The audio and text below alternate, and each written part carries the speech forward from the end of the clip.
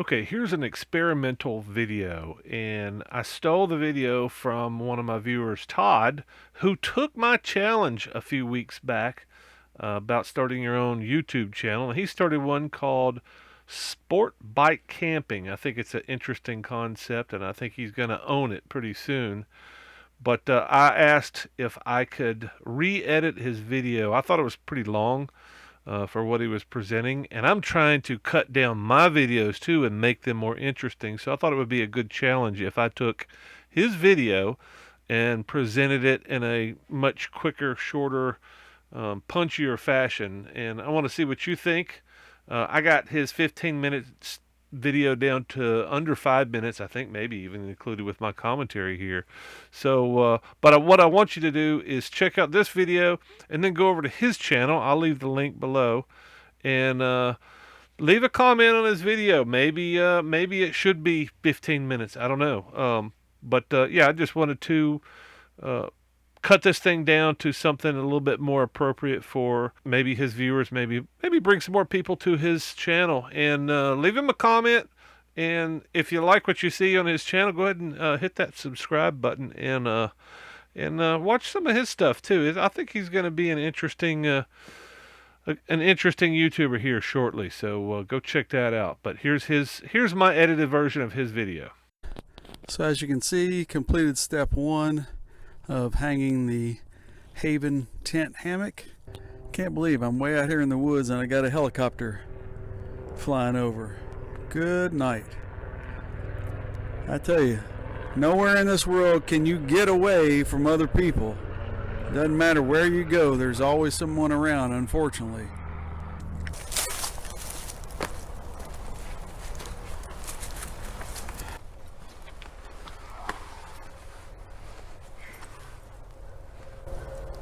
Woo! Man, that feels good. That feels awesome. The more I lay in this Haven tent hammock, man, you know, I have an hammock,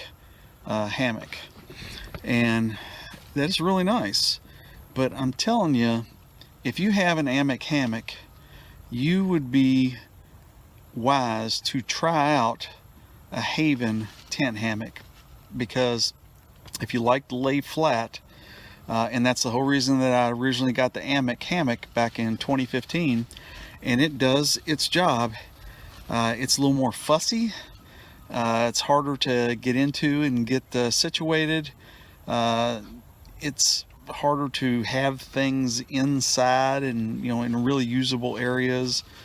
You know, the pockets on the 3 pockets on either end, and they're all in easy, you know, reach. How wonderful that this feels in here.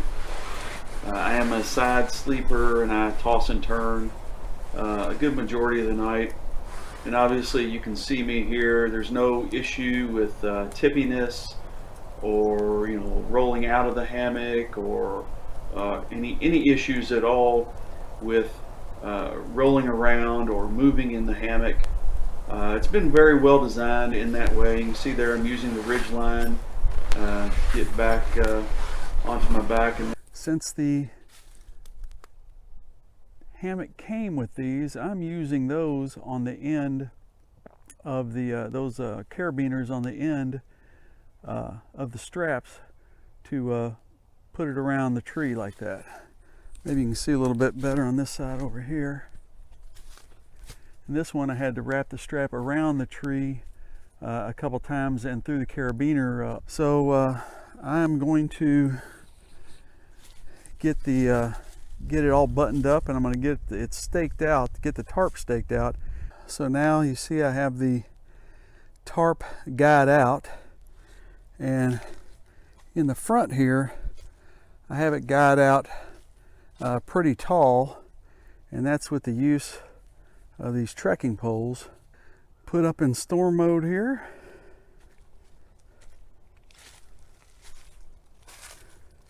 As you can see, it's attached at the ends like it's supposed to be. And again, Here you can see the shock cord aspect of the guy line that I put on. Marlon, what are you doing? Is there something underneath that ground that you got to get at? You're a bloodhound, man. You're a bloodhound. You're supposed to be tracking stuff. What are you doing?